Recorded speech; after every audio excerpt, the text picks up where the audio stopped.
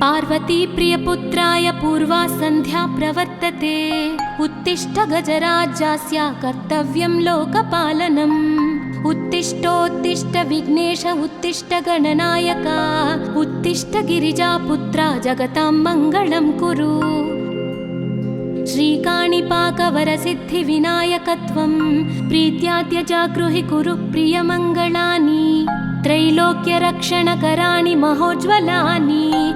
श्रीमद्विनायक विभो तव सुप्रभातम्। श्रीमद्विहारपुरवास शिवात्मजात कूपोद्भवाद्भुतविलास स्वयंभुमूर्ते। श्रीदेव शङ्खलिखिताश्रितपादपद्म। श्रीमद्विनायक विभो तव सुप्रभातम्। श्रीनारिकेळवनशोभितपुष्टिगात्र क्षीराभिषिक्तशुभविग्रहतत्त्वमूर्ते। दिव्याङ्गमूषिकसुवाहनमोदरूप श्रीमद्विनायक विभो तव सुप्रभातम्। श्रीकाणिपाकवरभूतलवासतुष्ट हे आदिपूज्य अरुणारुणभानुतेज। प्राचीदिशाम्बरमिदं रविकान्तिनिष्ठं श्रीमद्विनायक विभो तव सुप्रभातम्।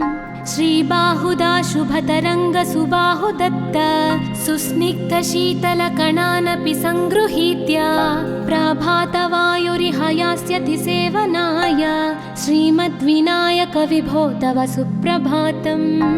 गौरीकराम्बुजसुलालितदिव्यवक्त्र श्रीकण्ठमानसमुदाकरमोदरूप कैलासशैलशिखरस्थितबालभानो श्रीमद्गणेश्वर विभो तव सुप्रभातम्। दूर्वाङ्कुराणि जलजानि सुपुष्पकाणि बिल्वानि पूजनविधौ च सुसज्जितानि। नित्यार्चनोत्सुकमदोत्कटवारणास्य श्रीमद्गणेश्वर विभो तव सुप्रभातम्। हृत्कूपमध्य समुपस्थितचित्स्वरूप कूटस्थतत्त्वमिदमेव हि बोधनेन त्वामत्र भासि विदधासि समस्तशोभान् श्रीमद्गणेश्वर विभो तव सुप्रभातम्। श्रीमुद्गलाख्यमुनिसन्नुतसच्चरित्र वासिष्ठगृत्समदमुख्य ऋषीश्वरीत्या वेदोक्तदेवगणमन्त्रगणादिनाथ श्रीमद्गणेश्वर विभो तव सुप्रभातम्। ऋग्वेदकीर्तितगणाधिपज्येष्ठराज त्वं ब्रह्मणस्पतिरिति प्रकटीकृतोऽसि। आधर्वशीर्षमनुमन्त्रितदिव्यमूर्ते श्रीमद्गणेश्वर विभो तव सुप्रभातम्। ब्रह्मादिदेव परिकीर्तितवेदपाठाः त्वच्छूर्पकर्णकुहरौ प्रविशन्ति देवाः। श्रुत्याधुनैव परिपालय धर्मसङ्घान् श्रीवल्लभेश भगवन् तव सुप्रभातम्। हेरम्बलम्ब जठराद्भुतदिव्यगात्र प्रारम्भपूजनमिदं दयया गृहीत्वा सर्वाशुभानि परिनाशय सर्वपुत्र श्रीवल्लभेश भगवन् तव सुप्रभातम्। भानुदयेन न हि दृश्यति चन्द्रबिम्बं त्वत्फालदेशशशिरेव विभाति नित्यं। सत्यस्वरूप निगमागमसन्नुताङ्घ्रे श्रीवल्लभेश भगवन् तव सुप्रभातम्। कालाग्निरुद्रसुतकालनियामकत्वं कालानुकूलफलदोऽसि कलामयोऽसि। कल्याणकारक कलाधरशेखरोऽसि श्रीवल्लभेश भगवन् तव सुप्रभातम्। उग्रस्वरूप रिपुनाशक उग्रपुत्र सौम्योऽसि सोमविनुतोऽसि प्रशान्तरूप सर्वेश सर्वफलकारक सर्वमूर्ते श्रीवल्लभेश भगवन् तव सुप्रभातम्। दारिद्र्यदुःखभयभञ्जन दक्ष स्वामिन् तारुण्यविग्रहधनादिफलप्रदायिन् लावण्यमञ्जुलकलान्वितरञ्जितास्य हे विघ्ननाथ भगवन् तव सुप्रभातम्। गम्भीजतुष्टगणराजगकार पूज्य गान्धर्वगानपरिवर्तितनादमूर्ते गाङ्गेयगण्यगणिताधिककलास्वरूप श्रीमद्विनायकविभो तव सुप्रभातम्। मूलादिचक्रनिलयोच्युतयोगमूर्ते त्वामादिदेवमनुचिन्त्य तरन्ति भक्ताः रागादिदोषपरिहारकवेदवेद्या हे विघ्ननाथ भगवन् तव सुप्रभातम्। लक्ष्म्यादिशक्तियुतशक्तिगणेश्वरोऽसि दिव्याक्षरोऽसि शुभमन्त्रविराजितोऽसि तन्त्रादिभिर्नुतनतेष्टतवल्लभेश हे विघ्ननाथ भगवन् तव सुप्रभातम्। नागोपवीतधरनाथ विनोदचित्त नागास्य नाशित महाघनतानुरक्त आनन्दतुन्दिलतनो बहिरान्तरस्थ हे विघ्ननाथ भगवन् तव सुप्रभातम्। भद्रे भवक्त्र नवभद्रद भद्रतेज रुद्रप्रियात्मज मदद्रव शक्तियुक्त आद्रीशजा मधुरवत्सलता निधान हे विघ्ननाथ भगवन् तव सुप्रभातम्। सर्वार्थसिद्धिफलदायक बुद्धिदायिन् विघ्नाद्रिवज्रपरिपूज्य चतुर्थीकाले भद्रं पदं दिशसि भक्तगणार्थितोऽसि हे विघ्ननाथ भगवन् तव सुप्रभातम्। बालादिभव्य बहुरूपधरोऽसि देव चिन्तामणिस्त्वमसि सर्वफलप्रदोऽसि त्वन्नाम दिव्यमणिरस्ति जगद्धिताय हे विघ्ननाथ भगवन् तव सुप्रभातम्।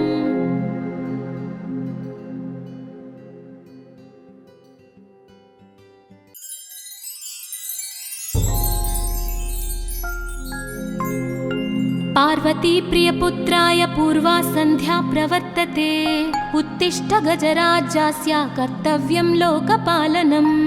उत्तिष्ठोत्तिष्ठ विघ्नेश उत्तिष्ठ गणनायक उत्तिष्ठ गिरिजापुत्रा जगतां मङ्गलं कुरु। श्रीकाणिपाकवरसिद्धिविनायकत्वं प्रीत्याद्य जागृहि कुरु प्रियमङ्गलानि त्रैलोक्यरक्षणकराणि महोज्ज्वलानि श्रीमद्विनायक विभो तव सुप्रभातम्। श्रीमद्विहारपुरवास शिवात्मजात कूपोद्भवाद्भुतविलास स्वयंभुमूर्ते श्रीदेव शङ्खलिखिताश्रितपादपद्मा श्रीमद्विनायक विभो तव सुप्रभातम्। श्रीनारिकेळवनशोभितपुष्टिगात्र क्षीराभिषिक्तशुभविग्रहतत्त्वमूर्ते दिव्याङ्गमूषिकसुवाहनमोदरूप श्रीमद्विनायक विभो तव सुप्रभातम्। श्रीकाणिपाकवरभूतलवासतुष्ट हे आदिपूज्य अरुणारुणभानुतेज प्राचीदिशाम्बरमिदं रविकान्तिनिष्ठं श्रीमद्विनायक विभो तव सुप्रभातम्। श्रीबाहुदा शुभतरङ्गसुबाहुदत्त सुस्निग्धशीतलकणानपि सङ्गृहीत्य प्रभातवायुरिहयास्यति सेवनाय श्रीमद्विनायक विभो तव सुप्रभातम्। गौरीकराम्बुजसुलालितदिव्यवक्त्र श्रीकण्ठमानसमुदाकरमोदरूप कैलासशैलशिखरस्थितबालभानो श्रीमद्गणेश्वर विभो तव सुप्रभातम्। दूर्वाङ्कुराणि जलजानि सुपुष्पकाणि बिल्वानि पूजनविधौ च सुसज्जितानि नित्यार्चनोत्सुकमदोत्कटवारणास्य श्रीमद्गणेश्वर विभो तव सुप्रभातम्। हृत्कूपमध्यसमुपस्थितचित्स्वरूप कूटस्थतत्त्वमिदमेव हि बोधनेन त्वामत्र भासि विदधासि समस्तशोभान् श्रीमद्गणेश्वर विभो तव सुप्रभातम्। श्रीमुद्गलाख्यमुनिसन्नुतसच्चरित्र वासिष्ठगृत्समदमुख्य ऋषीश्वरीट्या वेदोक्तदेवगणमन्त्रगणादिनाथ श्रीमद्गणेश्वर विभो तव सुप्रभातम्। ऋग्वेदकीर्तितगणाधिपज्येष्ठराज त्वं ब्रह्मणस्पतिरिति प्रकटीकृतोऽसि आधर्वशीर्षमनुमन्त्रितदिव्यमूर्ते श्रीमद्गणेश्वर विभो तव सुप्रभातम्। ब्रह्मादिदेव परिकीर्तितवेदपाठाः त्वच्छूर्पकर्णकुहरौ प्रविशन्ति देवाः श्रुत्याधुनैव परिपालय धर्मसङ्घान् श्रीवल्लभेश भगवन् तव सुप्रभातम्।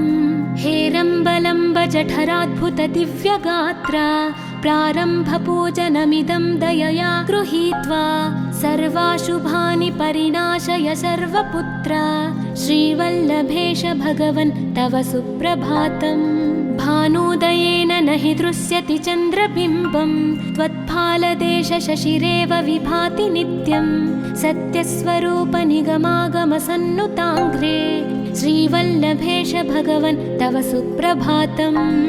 कालाग्निरुद्रसुतकालनियामकत्वं कालानुकूलफलदोऽसि कलामयोऽसि कल्याणकारक कलाधर शेखरोऽसि श्रीवल्लभेश भगवन् तव सुप्रभातम्।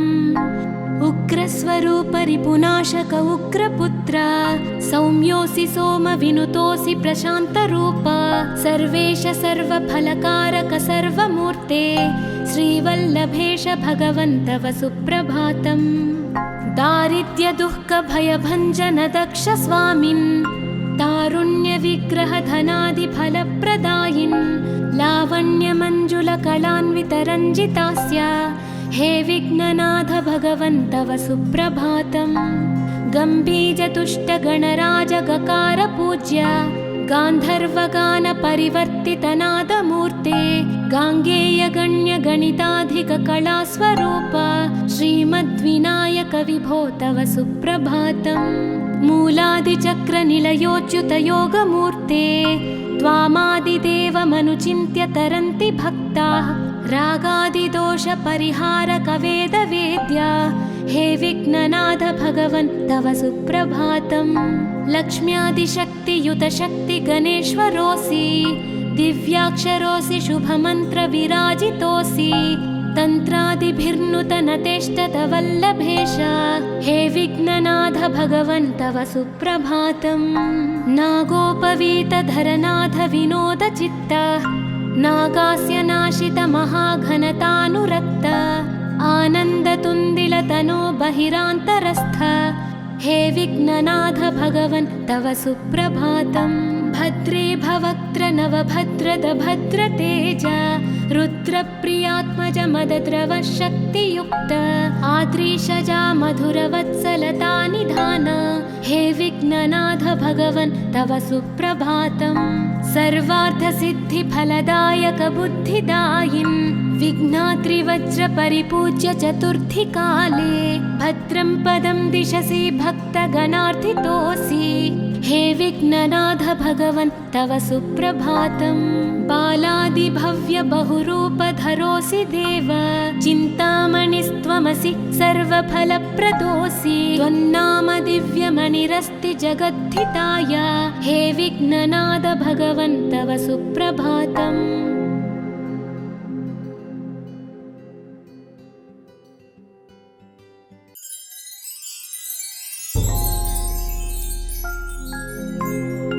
पार्वती प्रियपुत्राय पूर्वा सन्ध्या प्रवर्तते उत्तिष्ठ गजराज्यस्य कर्तव्यं लोकपालनम्। उत्तिष्ठोत्तिष्ठ विघ्नेश उत्तिष्ठ गणनायक उत्तिष्ठ गिरिजापुत्रा जगतां मङ्गलं कुरु। श्रीकाणिपाकवरसिद्धिविनायकत्वं प्रीत्याद्य जागृहि कुरु प्रियमङ्गलानि त्रैलोक्यरक्षणकराणि महोज्ज्वलानि श्रीमद्विनायक विभो तव सुप्रभातम्। श्रीमद्विहारपुरवास शिवात्मजात कूपोद्भवाद्भुतविलास स्वयंभुमूर्ते श्रीदेव शङ्खलिखिताश्रितपादपद्मा श्रीमद्विनायक विभो तव सुप्रभातम्। श्रीनारिकेळवनशोभितपुष्टिगात्र क्षीराभिषिक्त शुभविग्रह तत्त्वमूर्ते दिव्याङ्गमूषिकसुवाहनमोदरूप श्रीमद्विनायक विभो तव सुप्रभातम्। श्रीकाणिपाकवरभूतलवासतुष्ट हे आदिपूज्य अरुणारुण भानुतेज प्राचीदिशाम्बरमिदं रविकान्तिनिष्ठं श्रीमद्विनायक विभो तव सुप्रभातम्। श्रीबाहुदा शुभतरङ्ग सुबाहुदत्त सुस्निग्धशीतलकणानपि सङ्गृहीत्य प्रभातवायुरिह यास्यति सेवनाय श्रीमद्विनायक विभो तव सुप्रभातम्। गौरीकराम्बुजसुलालित दिव्यवक्त्र श्रीकण्ठमानसमुदाकरमोदरूप कैलासशैलशिखरस्थित बालभानो श्रीमद्गणेश्वर विभो तव सुप्रभातम्। दूर्वाङ्कुराणि जलजानि सुपुष्पकाणि बिल्वानि पूजनविधौ च सुसज्जितानि नित्यार्चनोत्सुकमदोत्कटवारणास्य श्रीमद्गणेश्वर विभो तव सुप्रभातम्। हृत्कूपमध्य समुपस्थितचित्स्वरूप कूटस्थतत्त्वमिदमेव हि बोधनेन त्वामत्र भासि विदधासि समस्तशोभान् श्रीमद्गणेश्वर विभो तव सुप्रभातम्। श्रीमुद्गलाख्यमुनिसन्नुत सच्चरित्र वासिष्ठकृत्समदमुख्य ऋषीश्वरीड्या वेदोक्तदेवगणमन्त्रगणादिनाथ श्रीमद्गणेश्वर विभो तव सुप्रभातम्। ऋग्वेदकीर्तितगणाधिपज्येष्ठराज त्वं ब्रह्मणस्पतिरिति प्रकटीकृतोऽसि आधर्वशीर्षमनुमन्त्रित दिव्यमूर्ते श्रीमद्गणेश्वर विभो तव सुप्रभातम्। ब्रह्मादिदेव परिकीर्तित वेदपाठाः त्वच्छूर्पकर्णकुहरौ प्रविशन्ति देवाः श्रुत्याधुनैव परिपालय धर्मसङ्घान् श्रीवल्लभेश भगवन् तव सुप्रभातम्। हेरम्बलम्ब जठराद्भुत दिव्यगात्रा प्रारम्भपूजनमिदं दयया गृहीत्वा सर्वाशुभानि परिणाशय सर्वपुत्र श्रीवल्लभेश भगवन् तव सुप्रभातम्। भानुदयेन न हि दृश्यति चन्द्रबिम्बं त्वत्फालदेश शशिरेव विभाति नित्यं सत्यस्वरूप निगमागमसन्नुताङ्घ्रे श्रीवल्लभेश भगवन् तव सुप्रभातम्। कालाग्निरुद्रसुतकालनियामकत्वं कालानुकूलफलदोऽसि कलामयोऽसि कल्याणकारक कलाधर शेखरोऽसि श्रीवल्लभेश भगवन् तव सुप्रभातम्। उग्रस्वरूप रिपुनाशक उग्रपुत्र सौम्योऽसि सोमविनुतोऽसि प्रशान्तरूप सर्वेश सर्वफलकारक सर्वमूर्ते श्रीवल्लभेश भगवन् तव सुप्रभातम्। दारिद्र्य दुःख भयभञ्जन दक्ष स्वामिन् तारुण्य विग्रह धनादि फलप्रदायिन् लावण्य मंजुल कलान्वित रञ्जितास्य हे विघ्ननाथ भगवन् तव सुप्रभातम्। गम्भीर तुष्ट गणराज गकार पूज्य गान्धर्वगान परिवर्तित नादमूर्ते गाङ्गेय गण्य गणिताधिक कलास्वरूप श्रीमद्विनायक विभो तव सुप्रभातम्। मूलादिचक्र निलयोच्युत योगमूर्ते त्वामादिदेवमनुचिन्त्य तरन्ति भक्ताः रागादिदोष परिहारक वेदवेद्या हे विघ्ननाथ भगवन् तव सुप्रभातम्। लक्ष्म्यादिशक्तियुत शक्ति गणेश्वरोऽसि दिव्याक्षरोऽसि शुभमन्त्र विराजितोऽसि तन्त्रादिभिर्नुतन तेष्टत वल्लभेश हे विघ्ननाथ भगवन् तव सुप्रभातम्। नागोपवीत धरनाथ विनोद चित्त नागास्य नाशित महाघनतानुरक्त आनन्दतुन्दिल तनो बहिरान्तरस्थ हे विघ्ननाथ भगवन् तव सुप्रभातम्। भद्रे भवक्त्र नवभद्रद भद्रतेज रुद्रप्रियात्मज मदद्रव शक्तियुक्त आद्रीशजा मधुरवत्सलता निधान हे विघ्ननाथ भगवन् तव सुप्रभातम्। सर्वार्थसिद्धिफलदायक बुद्धिदायिन् विघ्नात्रिवज्र परिपूज्य चतुर्थी काले भद्रं पदं दिशसि भक्तगणार्थितोऽसि हे विघ्ननाथ भगवन् तव सुप्रभातम्। बालादिभव्य बहुरूपधरोऽसि देव, चिन्तामणिस्त्वमसि सर्वफलप्रदोऽसि। त्वन्नाम दिव्यमणिरस्ति जगद्धिताय, हे विघ्ननाथ भगवन् तव सुप्रभातम्।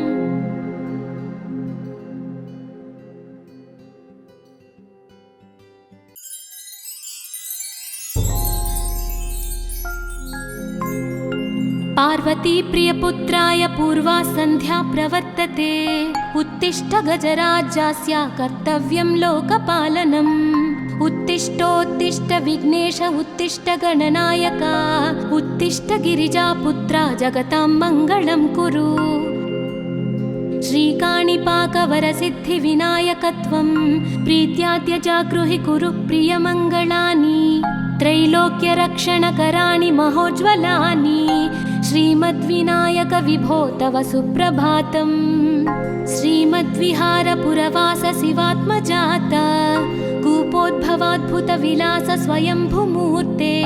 श्रीदेव शङ्खलिखिताश्रितपादपद्म, श्रीमद्विनायक विभो तव सुप्रभातम्। श्रीनारिकेळवनशोभितपुष्टिगात्र, क्षीराभिषिक्त शुभविग्रह तत्त्वमूर्ते।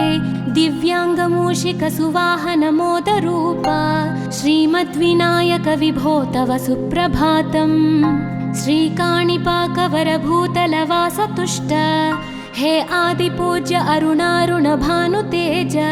प्राचीदिशाम्बरमिदं रविकान्तिनिष्ठं, श्रीमद्विनायक विभो तव सुप्रभातम्। श्रीबाहुदा शुभतरङ्गसुबाहुदत्त, सुस्निग्धशीतलकणानपि सङ्गृहीत्य। प्रभातवायुरिहयास्यति सेवनाय, श्रीमद्विनायक विभो तव सुप्रभातम्। गौरीकराम्बुजसुलालितदिव्यवक्त्र, श्रीकण्ठमानसमुदाकरमोदरूप। कैलासशैलशिखरस्थितबालभानो, श्रीमद्गणेश्वर विभो तव सुप्रभातम्। दूर्वाङ्कुराणि जलजानि सुपुष्पकाणि, बिल्वानि पूजनविधौ च सुसज्जितानि। नित्यार्चनोत्सुकमदोत्कटवारणास्य, श्रीमद्गणेश्वर विभो तव सुप्रभातम्। हृत्कूपमध्यसमुपस्थितचित्स्वरूप, कूटस्थतत्त्वमिदमेव हि बोधनेन। त्वामत्र भासि विदधासि समस्तशोभान्, श्रीमद्गणेश्वर विभो तव सुप्रभातम्। श्रीमुद्गलाख्यमुनिसन्नुत सच्चरित्र, वासिष्ठगृत्समदमुख्य ऋषीश्वरीट्या। वेदोक्तदेवगणमन्त्रगणादिनाथ, श्रीमद्गणेश्वर विभो तव सुप्रभातम्। ऋग्वेदकीर्तितगणाधिपज्येष्ठराज, त्वं ब्रह्मणस्पतिरिति प्रकटीकृतोऽसि। आधर्वशीर्षमनुमन्त्रितदिव्यमूर्ते, श्रीमद्गणेश्वर विभो तव सुप्रभातम्। ब्रह्मादिदेव परिकीर्तितवेदपाठाः, त्वच्छूर्पकर्णकुहरौ प्रविशन्ति देवाः। श्रुत्याधुनैव परिपालय धर्मसङ्घान्, श्रीवल्लभेश भगवन् तव सुप्रभातम्। हेरम्बलम्ब जठराद्भुत दिव्यगात्र, प्रारम्भपूजनमिदं दयया गृहीत्वा। सर्वाशुभानि परिनाशय सर्वपुत्र, श्रीवल्लभेश भगवन् तव सुप्रभातम्। भानुदयेन न हि दृश्यति चन्द्रबिम्बं, त्वत्फालदेश शशिरेव विभाति नित्यं। सत्यस्वरूप निगमागमसन्नुताङ्घ्रे, श्रीवल्लभेश भगवन् तव सुप्रभातम्। कालाग्निरुद्रसुतकालनियामकत्वं, कालानुकूलफलदोऽसि कलामयोऽसि। कल्याणकारक कलाधर शेखरोऽसि, श्रीवल्लभेश भगवन् तव सुप्रभातम्। उग्रस्वरूप रिपुनाशक उग्रपुत्र, सौम्योऽसि सोमविनुतोऽसि प्रशान्तरूप। सर्वेश सर्वफलकारक सर्वमूर्ते, श्रीवल्लभेश भगवन् तव सुप्रभातम्। दारिद्र्यदुःखभयभञ्जन दक्ष स्वामिन्, तारुण्यविग्रहधनादिफलप्रदायिन् लावण्यमञ्जुलकलान्वितरञ्जितास्य हे विघ्ननाथ भगवन् तव सुप्रभातम्। गम्भीरतुष्टगणराजगकारपूज्य गान्धर्वगानपरिवर्तितनादमूर्ते गाङ्गेयगण्यगणिताधिककलास्वरूप श्रीमद्विनायक विभो तव सुप्रभातम्। मूलादिचक्रनिलयोच्युतयोगमूर्ते त्वामादिदेवमनुचिन्त्य तरन्ति भक्ताः रागादिदोषपरिहारकवेदवेद्या हे विघ्ननाथ भगवन् तव सुप्रभातम्। लक्ष्म्यादिशक्तियुतशक्तिगणेश्वरोऽसि दिव्याक्षरोऽसि शुभमन्त्रविराजितोऽसि तन्त्रादिभिर्नुतनतेष्टतवल्लभेश हे विघ्ननाथ भगवन् तव सुप्रभातम्। नागोपवीतधरनाथ विनोदचित्त नागास्य नाशित महाघनतानुरक्त आनन्दतुन्दिलतनो बहिरान्तरस्थ हे विघ्ननाथ भगवन् तव सुप्रभातम्। भद्रे भवक्त्र नवभद्रद भद्रतेज रुद्रप्रियात्मज मदद्रवशक्तियुक्त आद्रीशजा मधुरवत्सलता निधान हे विघ्ननाथ भगवन् तव सुप्रभातम्। सर्वार्थसिद्धिफलदायक बुद्धिदायिन् विघ्नाद्रिवज्रपरिपूज्य चतुर्थीकाले भद्रं पदं दिशसि भक्तगणार्थितोऽसि हे विघ्ननाथ भगवन् तव सुप्रभातम्। बालादिभव्य बहुरूपधरोऽसि देव चिन्तामणिस्त्वमसि सर्वफलप्रदोऽसि त्वन्नाम दिव्यमणिरस्ति जगद्धिताय हे विघ्ननाथ भगवन् तव सुप्रभातम्।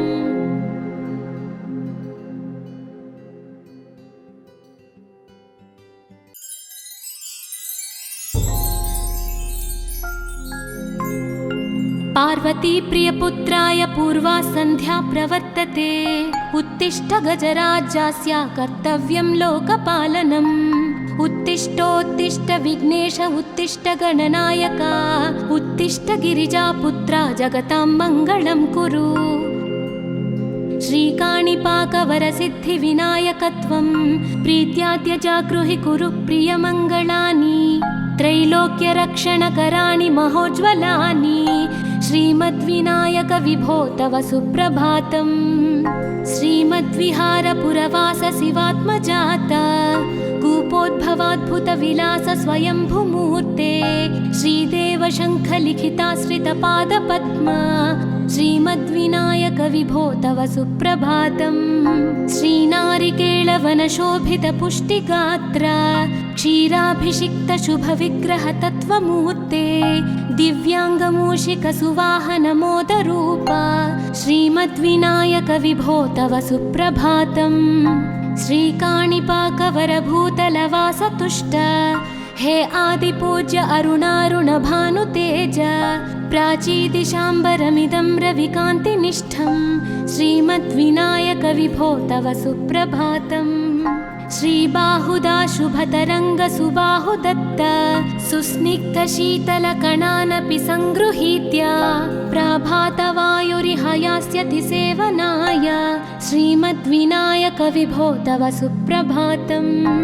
गौरीकराम्बुजसुलालितदिव्यवक्त्र श्रीकण्ठमानसमुदाकरमोदरूप कैलासशैलशिखरस्थितबालभानो श्रीमद्गणेश्वर विभो तव सुप्रभातम्।